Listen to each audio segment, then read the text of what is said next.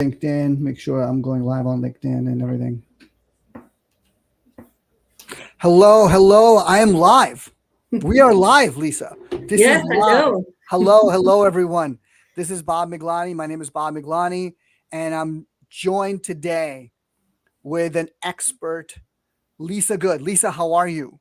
I'm well. Thanks for having me. Of course, of course. So, for those of you, my name is Bob Miglani. I'm the founder and CEO of Hoot. Hoot is a marketing automation platform for dry eyes and myopia management.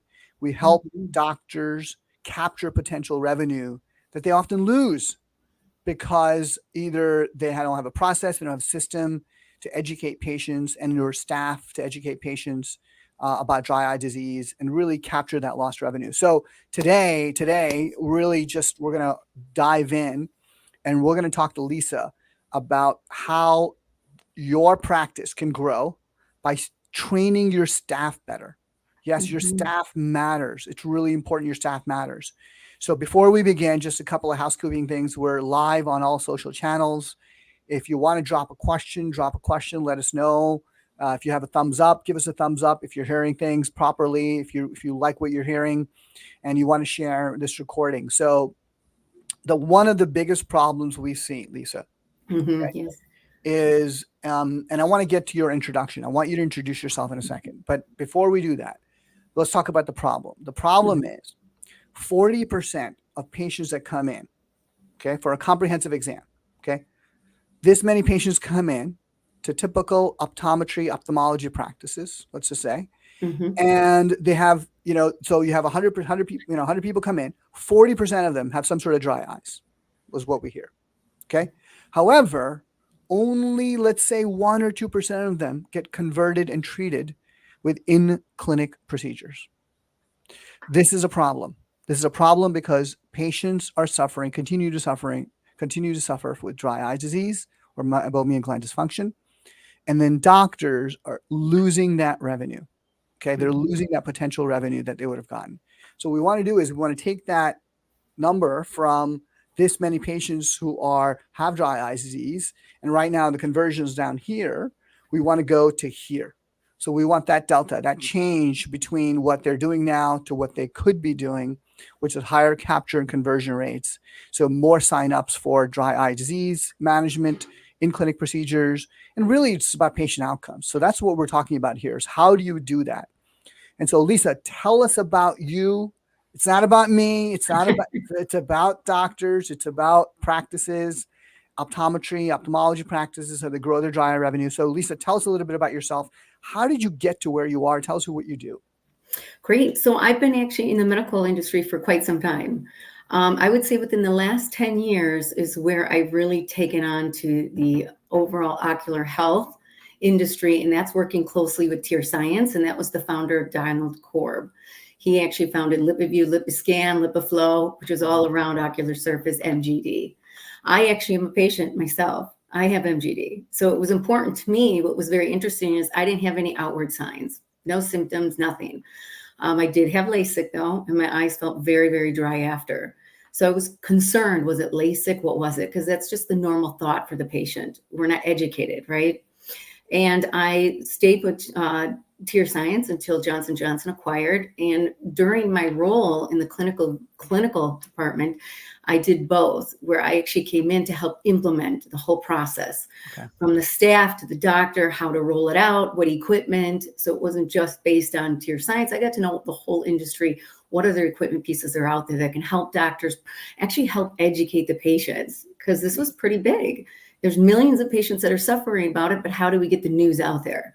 Can't go out and get a commercial. It's Right. pretty Right. expensive. That's right. So what do we do? And just because my own family and I see it in practices all day long, you don't need to really market. Patients are coming into your practice every Right. day. That's right. And I would probably say it's way more than 40% what you quoted. There's a lot of research and study out there that shows over 86%. But what Wow. is that percent that's just MGD, right? There's the 3 layers of that tear film you got to dig into. And I found my passion in it. I loved teaching and learning as I was going from not only the doctors, but the patient's point of view too. Yeah. How does the patient's view so-called dry eye. Hmm. I've changed that verbiage from dry eye to ocular surface because it's ocular surface as a whole. What are we trying to do? Patients don't always relate to signs and symptoms or have them. Right. So how do you have that conversation? So it was literally joining with a couple other doctors, and now I'm actually a consultant with Orbital Healthcare, and we've taken on a whole different view on how to actually implement it within practices, because there's such a low percent of doctors who are actually educating and the staff is behind them and actually believe in the philosophy themselves. Yes. So that's kind of part of my journey in a short verbiage of No, it. thank you for that. I mean, you were deep in. I mean, Very this deep. is you are, when we talk expertise, in the hours and hours, thousands of hours of training, understanding, working in clinics, understanding technologies, understanding patients, understanding language. So we're so delighted to have experts like yourself on, because we want to really give massive value to our community, which are doctors who are really interested in growing their practices. So let me just start off by asking you one, kind of key question. Okay. The opportunity is there. Yes. 40% of patients that walk into practices today have some sort of dry eye disease. How come doctors don't do more dry eye disease? Is it that they're like, what's going on? Is it just so busy? Why don't they get more involved with dry eye disease? It's not in the forefront always in their mind. 100% correct. When a patient comes in, what are you doing? You're addressing their concern, which you should. But if you don't have either equipment or anything that shows a picture or an image to actually help bring that patient a visual, it's very hard. But the biggest part with the doctors that I find is the philosophy. Do they believe in it themselves? Do they have it? Have they experienced it? It really comes down to, some doctors want a shiny little toy, right? Someone wants something new technology. Some want it just for science or research. And some truly are like, I want to get into the dry eye industry. I want to be in a circle of excellence, dry eye. So I look at first where the doctor's belief is. And then I look at the staff too that's behind it, because sometimes you've got high turnover. Especially since COVID, right? We've got a huge turnover in staff. You really have to be able to have a full team of experts, I call it, in the practice that are all on the same page. So communication and education is huge when it comes to implementing anything. Most often companies don't provide enough continuing education, which is pretty sad. And I think that's why I enjoy that part, because I get to come in and actually help them and build through that whole process. And it's not overnight. It's not easy, but you do have to have the confidence. The doctor needs the confidence, the staff needs the confidence, and they have to be able to do what's right with the patient. Absolutely. And let's give them confidence today with your expertise. Let's do that. Let's dive in. And I think let's dive into, so we understand that it's, there's a lot required from a practice's perspective to get into dry eye disease management. You've got the built-in patient base, right? You've got the built-in patient base, but you got to get your act together in terms of learning, understanding, and communicating, and having the tools and technology to do that. I think I love that. So let's get into, Lisa, why does staff matter when it comes to growing your dry eye clinic? I'm the doctor, Lisa. I know what I'm doing. I've been trained. I understand MGD. I will have a communications with the patient, and it should be good enough. But why does staff training really matter? Oh, there's several good reasons why. Number one, if the staff's not behind it, your energy doesn't lie. How can you bring a horse to drink, right? You bring to the water, how do you bring the drink? That most often happens quite a bit because either staff's not engaged. And how do you get the staff engaged? The doctor has to be, like I said, go back to believe in it. And then announce it. Most often equipment is just thrown into the practice and they're like, oh, what's this? Another test. But explaining the why is not only crucial for the staff, but it's also crucial for the patient. You have to tell them, this is why I have brought this equipment into the practice. This is why I'm doing it. I'm passionate about it. This is what I believe in. And then get them involved.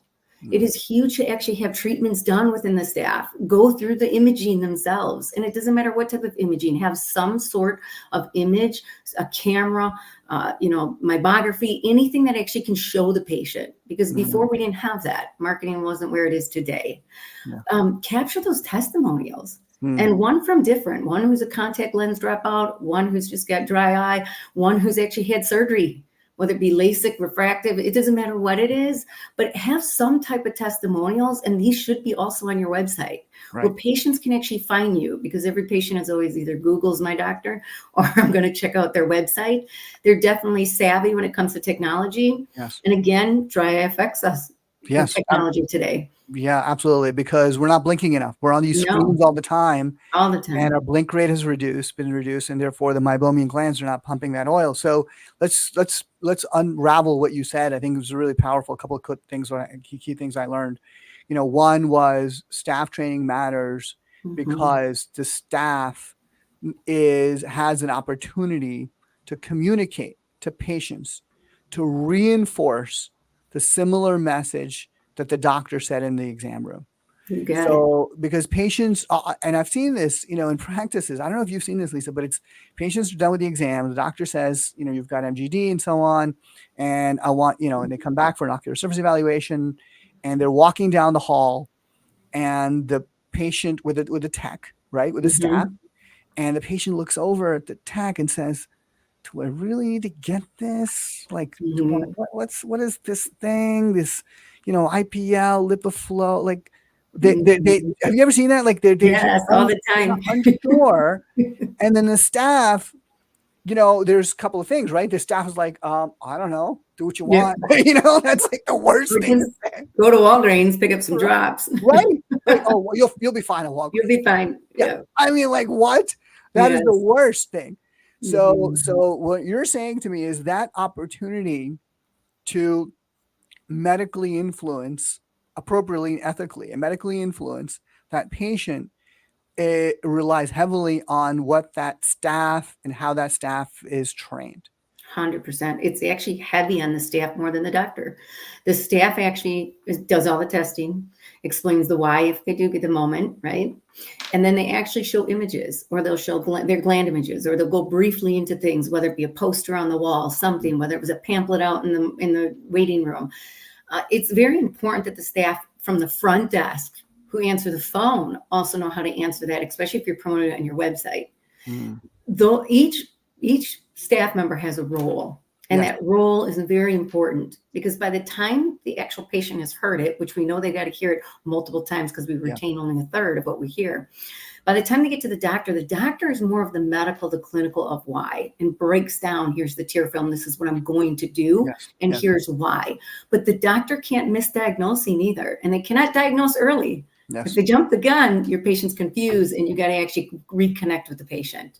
Right. And who knows your patients the best because they see them more and spend more time with them? The staff. Yes. So the Yeah. staff has to be completely in the know and know when to pass the baton on. Because if the doctor doesn't diagnose, which happens often, they don't say, hey, based on my findings, Mhm. you have MGD. Let me Mhm. explain a little bit about that. Yes. Guess what? Then it's harder when the patient goes back to the staff, whether it be the head tech, whether it be the consultant, whether it be the Mhm. coordinator, to actually explain what the doctor just shared. Yes.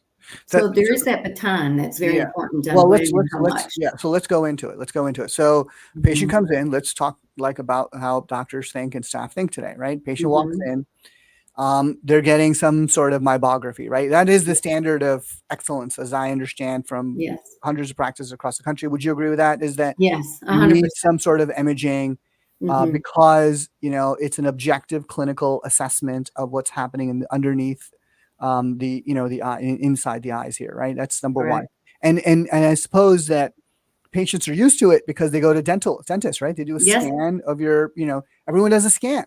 You go everybody. to the internal medicine doctor, internist, you get your cholesterol checked with the blood test. So this is an objective assessment. So Mhm. mybography is key. Both Lisa and Bob agree. You need You to do got it. mybography. Thumbs Yes. up. Okay. All right. So the tech is doing mybography. Okay.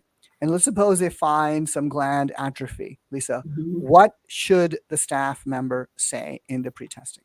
Okay, I actually simple and less is more, okay? You never wanna play doctor as a staff. What I do is when you're based upon how the practice has, usually they have an image in the tech room, in any of the testing rooms, they Yes. have the gland poster on the wall. Right. And they're going to say, today we might do new tests that you haven't done before. And that's, I'm just taking a quick photo of your glands. They're located in your upper and lower lids. Today we're Mhm. going to look at those. The doctor will review them in the lane. Here's what normal would look like. And then there's actually the 3 stages. You can call it normal, mild, or moderate. The doctor will review each eye in the lane with you upon completion. That's it. They don't want to go into anything deep, because then you're kind of going down a rabbit hole. Right. And the staff, you don't want them to go clinical. That is not their role. Their role is to actually explain what the test is and why the doctor's going to go over it. And then they're going to send those images over. The key is the doctor now, the handoff is the doctor now needs to actually first address the concerns that they're here for, and then go into, by the way, let's take a look at those images we saw today. Yes. And go into the tear film. And it should be a few minutes of going into the role of the tear film, but knowing the history of the patient, because this happens often.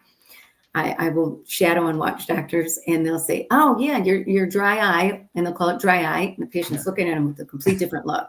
Right. Doc, I don't have dry eye. Yeah. So now you're disconnected. There's a disconnect, and you have to reconnect. And their eyes may be watering. So you have to identify the history and be able to identify, and somehow you have to have some type of questionnaire that will actually solely go into it. And there's multiple that are out there, whether you create your own too. But you got to assess the whole thing. And you know what? Contacts today feel great. Yeah. Right. But when you take your contacts out and you're in front of a computer for 8 hours, how do your eyes feel? Or when do they feel fatigued? It's asking a lot of questions ahead of time that the staff should have prepared for prior for the doctor. So when they're reviewing it, now the doctor just needs to go on, hey, here's your right eye, here's your left eye. Sometimes they forget to show both eyes, and they are different. Yes. And literally say, this is where I'd like to see you, but look at where you are, and get the patient involved. I've actually had doctors where I've said, hey, ask them to grade themselves. Where do you think you fall? Believe it or not, patients grade themselves worse. Yes. I think it's a confident thing, honestly. And it's doing it often and being repetitive and putting it in the forefront of your mind to make it a priority, because this is the patient's best. And it's something that's very interesting is priorities are subjective too to patients. Yeah. We place judgment on patients. Can't tell you how often we do that. And whether it's financial, I have a lot of doctors that struggle with that. And I don't think that should be their conversation. That should be handed off as well. Just stick to, this is what I see, right? This is what I want to prevent you from getting to. And then let me go deeper. And probe about what's going on. You're being a detective. You're being a doctor. You got it. You're being a doctor. You're being a doctor. I mean, it's really being a detective and be like, hey, look, your scan showed, there's some atrophy of your glands. Let me explain what these glands mean. And by the way, I love the fact that you're saying dry eye disease is not necessarily the best language to use. Correct. To really shift and pivot to meibomian gland dysfunction, right?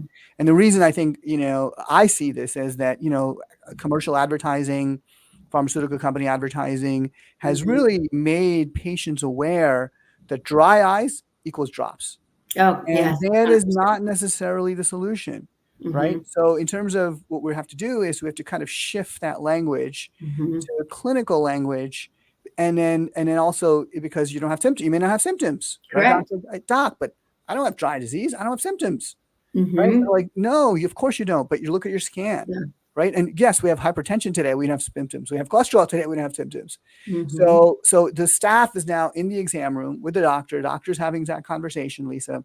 And the staff is listening in and being supportive. Okay. And the doctor makes the educational piece and then has them come back for an ocular surface evaluation, right? That's the process that is the best practice. Is that what you see as well? 100%. That's the best way to do it, because if you address it and then you do nothing about it, they think the drops is what's working. Or most patients are not compliant. They're actually running to Walgreens to get the drops that they should have done, or are doing their warm compresses is what it is. Right. So you have to lead them, and you can't do it all in one setting. You cannot jam it all in that session. You need to break it up. But if you say dry eye, there's a huge cancellation rate too, because again, like I just explained, they're going to go someplace else or go take what they were supposed to do before. Is there a big dropout rate because if you say dry eyes? Correct. Often I find that the patient just feels like, oh yeah, that's right. You told me this before. Or yeah, that's right. I'm supposed to be taking those drops or doing my warm compresses. It's whatever the doctor shared before, but they weren't compliant on. God, I love it. It's very really critical. Sorry to interrupt, Lisa, but sure. It's really, really powerful. So Amanda, put that on the bottom of the screen. Okay.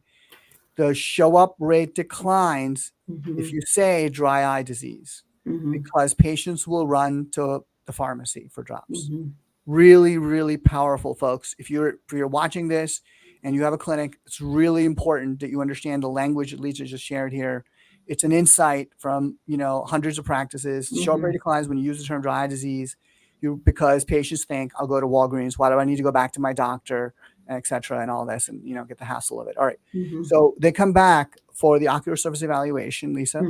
Yes. What happens at the ocular surface with the staff? How does the staff take them from the front? What should they say to the exam room? What should they be doing? So what's great is either the front desk or the head tech that's like you're taking the patient back should actually have the dry eye questionnaire. Ocular surface, whatever you want to call that questionnaire. There's Speed questionnaire. Yeah. Have a questionnaire, and if it's not filled out, the tech should absolutely be asking us questions. Most often it's 3/4 missing, and they just continue. And then explain, today we're going to be doing testing. Because basically what you're doing is fact finding. And that's why it's so important when you go call in an ocular surface disease, the patient, that's new to them. They're like, what's that? Well, I got to look at the full ocular surface. That's why I love ocular surface, because it's the whole ocular surface. Could be multiple things, right? So now the tech is going to say, oh, let's go through the questionnaire together, which is important. I see there's a few were not answered. Yes. The doctor's going to need to know this. Now they'll go through the testing. And when they go through the testing, depending on the equipment they have, is where they can go into a little bit more clinical, which is we're going to look at the tear film. We're going to look at the layers. And if that's when you choose to do the meibography, great. Then they explain a little bit more on what the meibography is and what we're looking for. Okay. Then they're going to hand it off again to the doctor. And this is where the doctor is going to solely have time to actually go through, and that's 5 minutes, whatever, with the patient on the tear film. The importance of the tear film, connected to their history and connected to their daily life.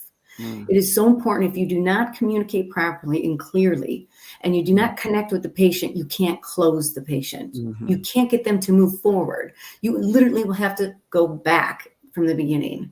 So always be clear, be confident too. Based on what I see, I'm concerned. Yes. And you cannot call it a disease until you diagnose them. Right. Based on my findings, you have what's called meibomian gland dysfunction. It is an ocular surface disease. Right. If the patient doesn't hear that, then there's a huge disconnect, and it's harder for the staff to reconnect again. It's a conclusion, right? It's a conclusion statement, conclusive statement. You got it. At the findings, so you do the test, you break up, etc., right? You're doing the process, and then boom, you've got to say that line, which is based on my clinical findings, you have meibomian gland dysfunction, and I'm concerned about it for you. Right. And this is what I do with patients like yourself. Others have it, right? Yes. And put them at ease. Now, we might not be able to cure it at this time. However, it's manageable. Right. And I can help you through that. And this is what the process would look like. And this is where then you tell them the next step. I don't like the words, if you want, right, or I recommend. Yes. Because, that's an opt-out. Patients are not, this is a great one. Patients are comfortable. They want to stay in their comfort zone. Yes. You have to get them out of their comfort zone. Yes. Yes. And they do. When you properly educate them, they will move outside of the comfort zone, but they want to go back to that comfort zone so bad. Right. And that's why you have to have the right staff and the right consultant or coordinator that's going to take it after the doctor diagnoses them and goes on to the next step and explains. Now the doctor has prescribed or ordered. Just like you're doing with Restasis or anything else in the practice. What do?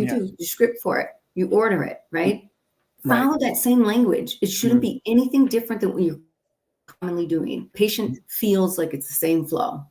Got it. So, and then, I love that. So I just want to check the video here. You're okay with the video? Can you see me okay and hear me okay, Lisa?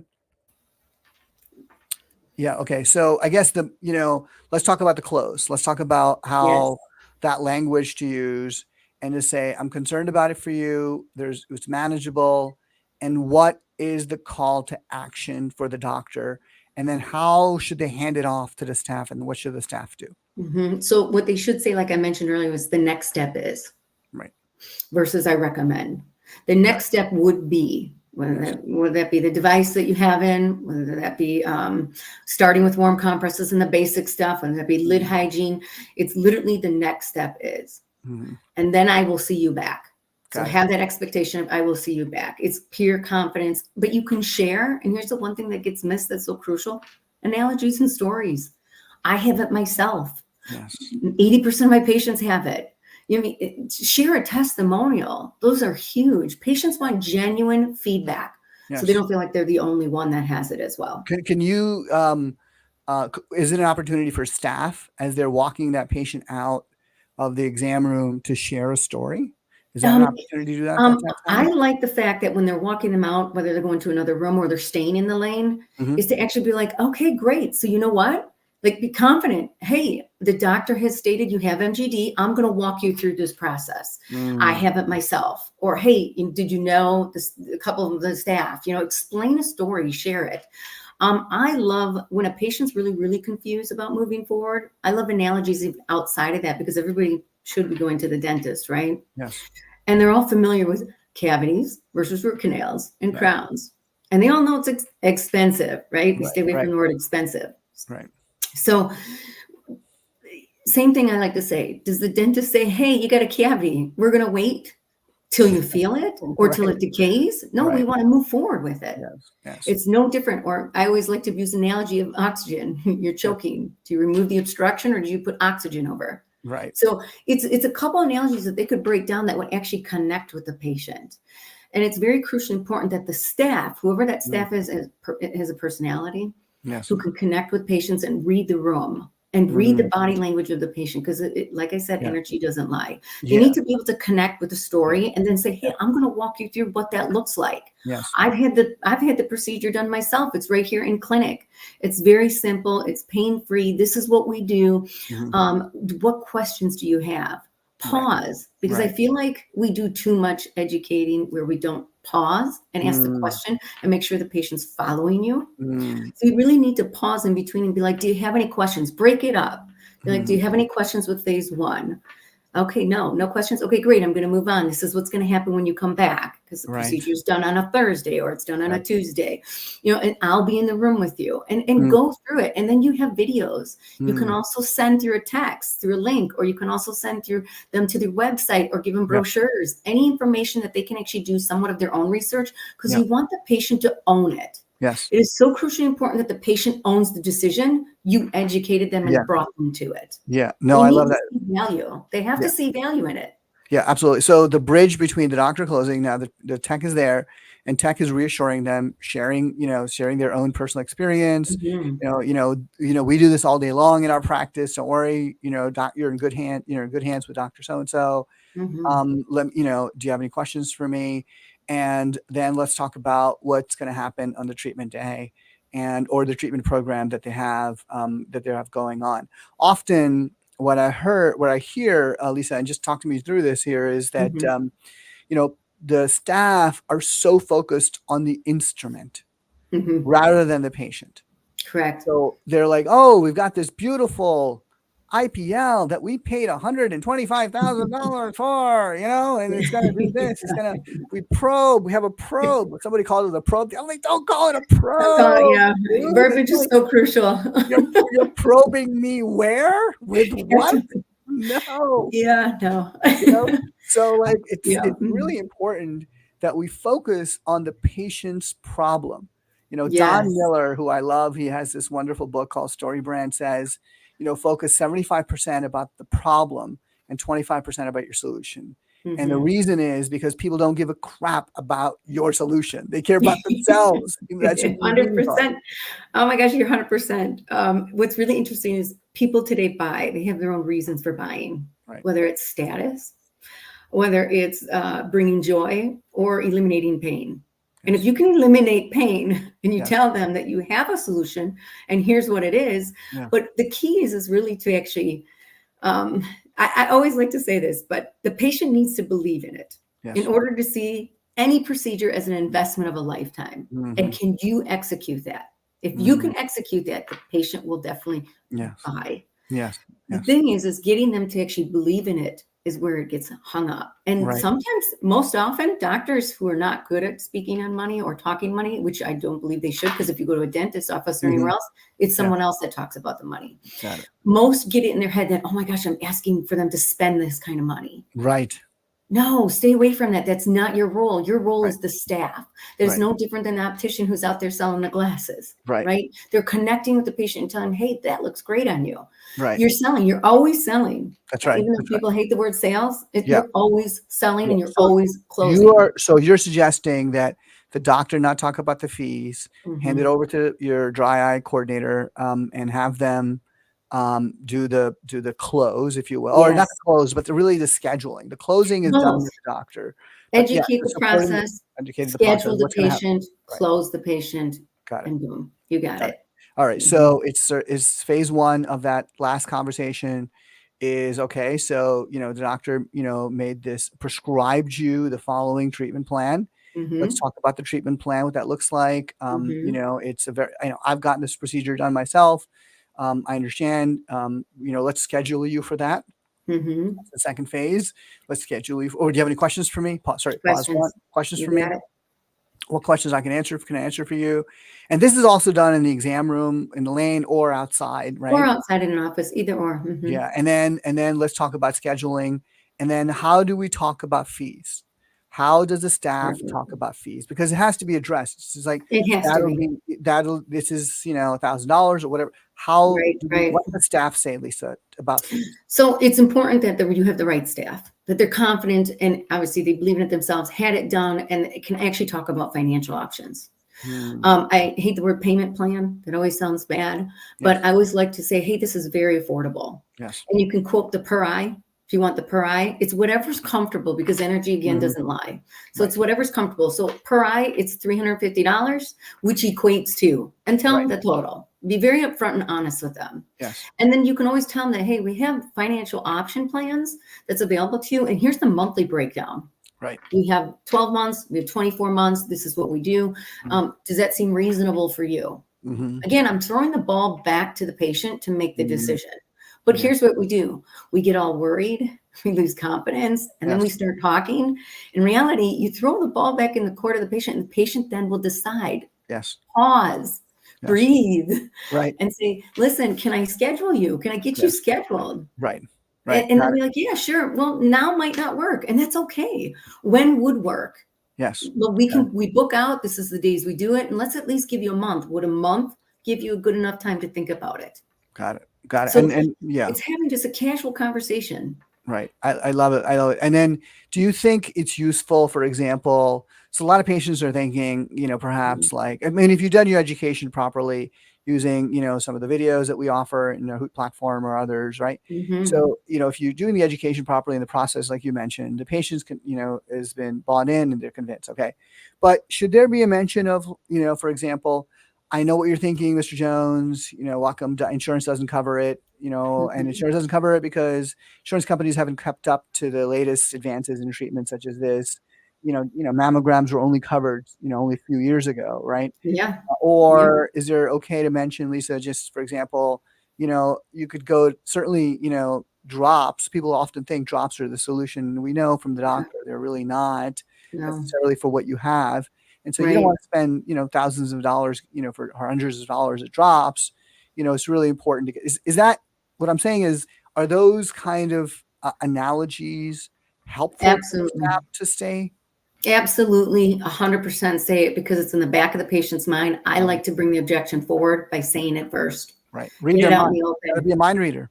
You Yeah. got it. You have to be a mind reader and you have to understand, are they comfortable, not comfortable? And that's why you have to ask a question and pause, Yes. get the answer and say, what concerns do you have? Got it. Unfortunately, insurance does not see this as a deemable procedure to be covered. Hmm. Unlike any new modern technology and the mass of patients that actually have it, Yes. right? COVID has changed everything as COVID well. has changed everything, that too, but let's just tell you about how we can make it affordable for you. Got it. Got it. Got it. Just straight Yeah. out have that Yeah. conversation. Now, you don't want to get into the rabbit hole of all those Right. things, but I like what you brought up. Yeah. Mammograms took 30 years before they were covered. Right. You know, because patients have this image of insurance, and it's very hard for an office to actually break down that conversation. Yes. Yes. Insurance covers everything. Well, it doesn't. And today it's very different. You got higher deductibles, out of pocket expenses, Hmm. but it's no different than dental model. If Yes. we wait on the Totally. cavity, guess what happens? The root canal happens.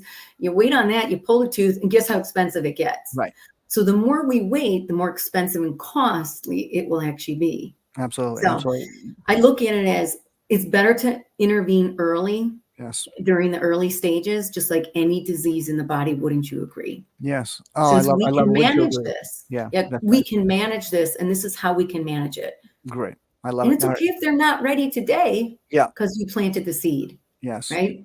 Wonderful. So we're speaking with Lisa Good. Lisa is an expert on ocular surface disease and patient management, patient communication process and workflow in doctors' offices across the country. She works with Orbital Health Solutions, Yes. and Orbital is in a company. So talk a little bit about Orbital, and then I want to just sort of end with a couple of tips, Lisa. Mhm. So tell us about Orbital and what you do on a day-to-day basis, how people can get a hold of you. And then I want your two quick tips, one for Mhm. the doctor and one for the staff. And again, for the doctor about staff training. So Mhm. again, focusing on the doctor and the staff. So tell us a little bit Yeah. about Orbital and what you do and your team, your lovely team that you do it with. So what I love joining Orbital Healthcare is just the fact that there wasn't enough implementation training. Mhm. Most equipment get dropped off and boom, that's it. You might have gotten Yeah. a short training and then you have to There's pay dust for it to come back. gathering on that equipment. There's dust Yeah. gathering on that equipment. Yeah. Or you have to pay to have Right. them come back. And the manufacturers don't have enough of the staff to continue ongoing continued training. So it's Yes. great to hire consultants who are experts in the industry who have, like you said, I've been in, I can't tell you how many states I've seen. It doesn't matter whether it's MD or OD. It is really the same process. MDs see it, 80% of the patients walking in, they need it before surgery. It's the importance prior to surgical outcomes. You want the best for your patient. Yeah. So I would definitely say the biggest tip for the doctor is sharing the philosophy to the staff, being open about how important it is and the why. Be confident to the patient in order to move them forward and move the needle. Mhm. Share analogies and stories. Yeah. The staff, same thing. Go through the process yourself. Whether you have MGD or not, ask those in the office who do have it. Get imaged yourself, follow it, but be able to explain analogies and stories and testimonials Yes. with your patients, but connect with your patients. Mm. Be genuine, be real, because they will buy. It Yes. just depends on what's important to them. Unfortunately, And if you can show the value, guess what? They're going to move forward. It's just a yeah. matter of when. Yeah, yeah, and I love. So what I heard was from you, kind of just ending here now, closing up here. So touch one for the staff is the pre-test and the conversation on the pre-test, and Mhm. so that's important, and with the language you use in showing after the scans have been done and making that statement, that's important. And it's Mhm. really just showing, good, bad, and worse, as compared to what the patient has, and then saying the Mhm. doctor will review it with you in the exam room. So that's touch one. Touch two is in the ocular surface evaluation day, do the questionnaire. Really Mhm. have the staff focusing and doing the questionnaire. Most of the time it's not filled out properly by the Mhm. patient, so having the staff with the questionnaire. The third touch, if you were to talk about all these different touches of the staff, is the call to action and the handoff after the doctor has closed, and really moving into what questions I can answer for you is phase one. Don't worry, Yeah. you're not alone. I've been through it. There's other patients that go through it. We had Mr. Jones here. We had Mrs. Jones, and they've done great with Mhm. it. And this is, kind of thing. And then what questions I can do. And then and then do you have any questions for me? And then phase two of that close, the call to action is saying, let's get you scheduled. You got it. Let's focus on getting you scheduled, and then read their mind if there's a question that's popping up or they feel a little bit of anxiety, about the procedure, what it is. There's no Mhm. needles, just explaining a little bit. It's comfortable. I love the fact that you said I'll be here with you during the Mhm. procedure day. It gives them confidence, like you got me, like someone's got me. We want to feel Yes, you secure, got right? it. Have empathy. Show Empathy. empathy. Absolutely, Absolutely. absolutely. And then Mhm. so just to, so those are the three touches I heard from you, which is fantastic. Thank you for those. Mhm. You're Just to welcome. kind of wrap up. So one of the most powerful things I think is important for staff training is to actually have meetings with your staff. Yes. So if you're a doctor, That's okay, important. it's so interesting. I was with Dr. Shafali Miglani, my spouse, and our chief medical officer at Hoot, on another call with an optometrist in one of our part of our community, and we are talking. And she's like, "Oh, I haven't had a staff meeting in months." Oh, And Dr. Miglani's, she goes, "I'm so busy," and so Dr. Miglani's like, "I have it every Monday yeah. at 9 a.m. Hook or crook. There's a staff meeting, okay." Yes.